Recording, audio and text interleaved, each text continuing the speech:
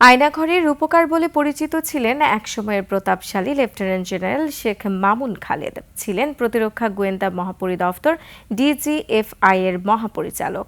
১/১১ সময় বিতর্কিত ভূমিকা এবং জলসিঁড়ি আবাসন সংক্রান্ত অনিয়মের অভিযোগ রয়েছে তার বিরুদ্ধে।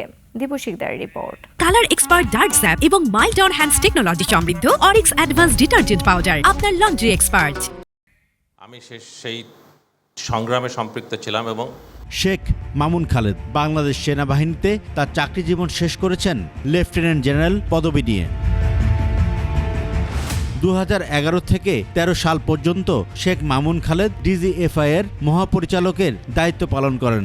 সে সময় এই সংস্থাকে রাজনৈতিকভাবে ব্যবহারের অভিযোগ ওঠে তার বিরুদ্ধে।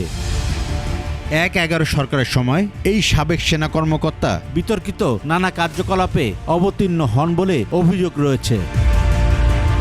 ক্ষমতার অপব্যবহার করে মামুন খালেদ জলসিঁড়ি আবাসন প্রকল্পে দুর্নীতির মাধ্যমে লাভবান হন।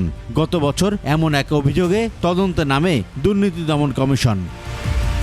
পরে দুদকের আবেদনের পরিপ্রেক্ষিতে শেখ মামুন খালেদ ও তার স্ত্রী নিগার সুলতানা খালেদের দেশ ত্যাগে নিষেধাজ্ঞা দেন আদালত। দীপু শিকদার, ২১ টেলিভিশন, ঢাকা।